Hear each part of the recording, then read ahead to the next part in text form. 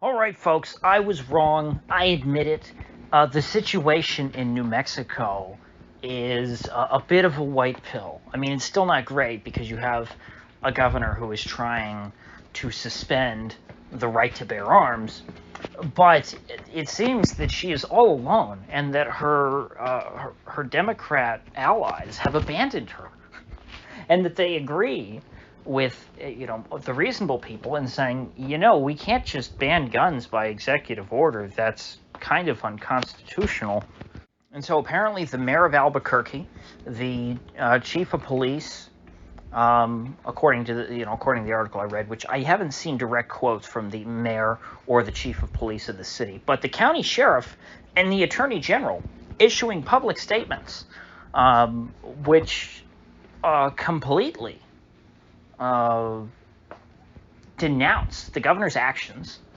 The county sheriff says flat out, not going to enforce this. One, it's unconstitutional. Two, it's unenforceable because you're trying to have my deputies disarm armed people, and that's going to lead to shootouts in the streets, and that's going to create a lot more violence. So this is stupid. It's a bad idea, even if it was constitutional. And so I'm not going along with it because I'm just going to get people killed. And so a very, very sober and reasonable response from the county sheriff.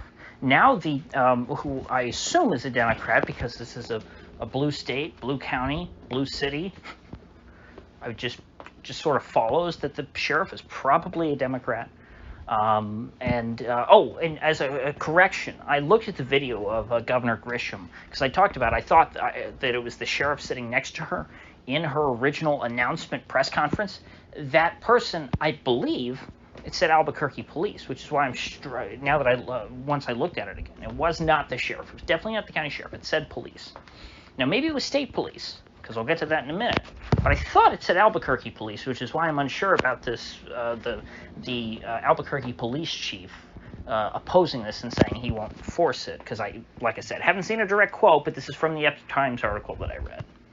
Oh, which should be linked below, by the way. So anyway, the Democrat Attorney General, they put out their own statement saying, I can't defend this in court because it's indefensible. There's nothing I can do here. It's unconstitutional, plain and simple. So, sorry, Governor. As soon as this gets challenged in court, it's getting struck down because I can't mount a defense to something that is indefensible. And then, of course, we had the open carry protest in Albuquerque. I believe it was in Albuquerque, actually. It might have been in the suburb, but it was in the county, I think. I think it was still in that same county. And the police did not arrest anyone who was out with their guns, which is a good thing, because that could have ended badly. So Governor Grisham, she so far seems unfazed.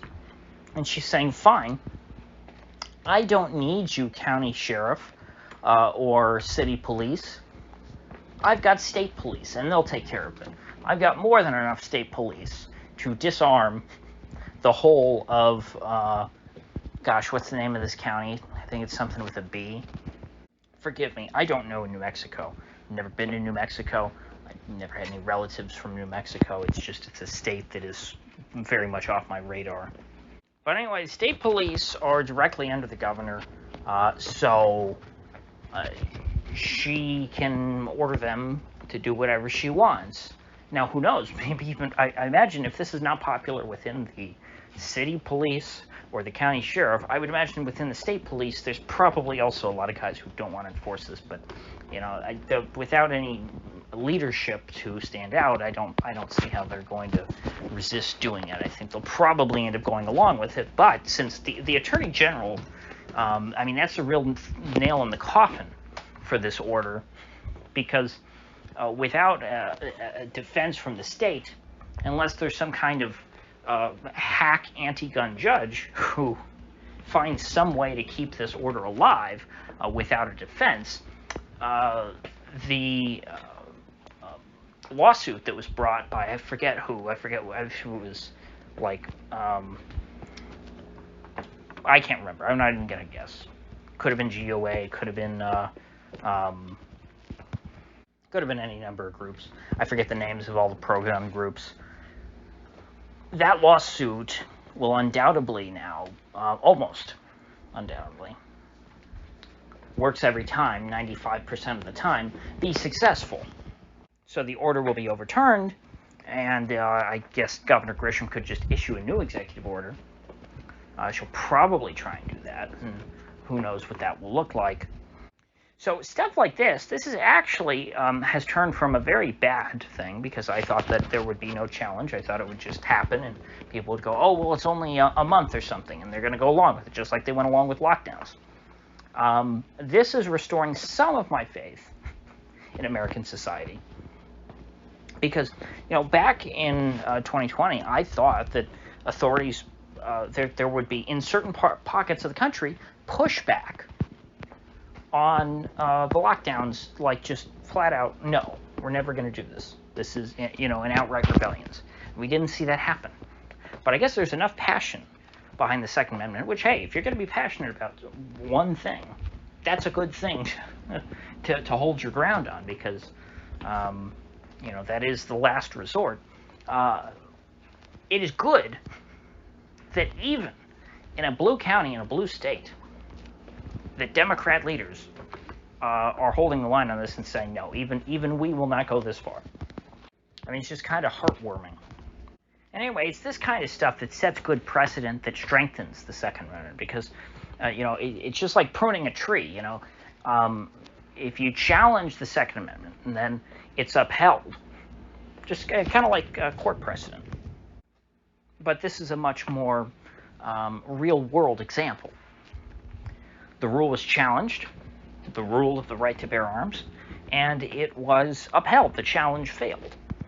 It was upheld by the will of the citizenry and of law enforcement.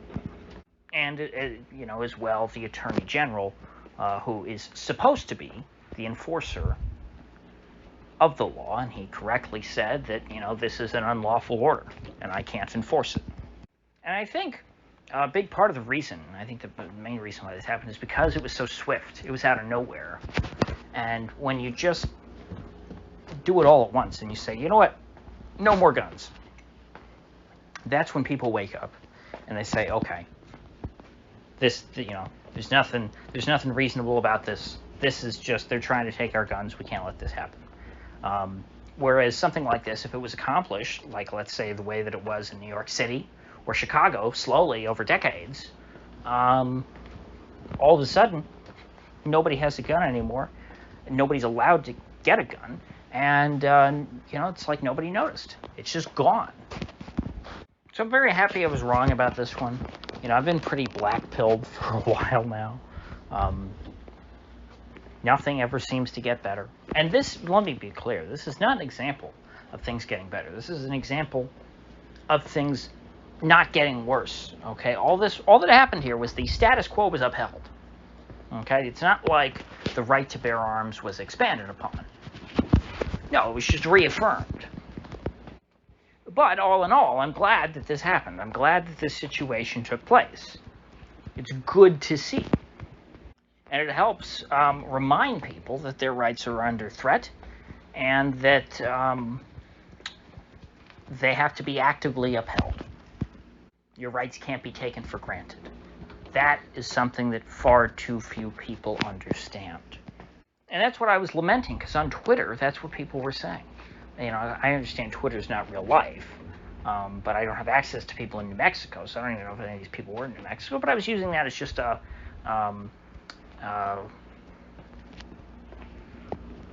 not even a proxy, but just sort of seeing what anybody thinks.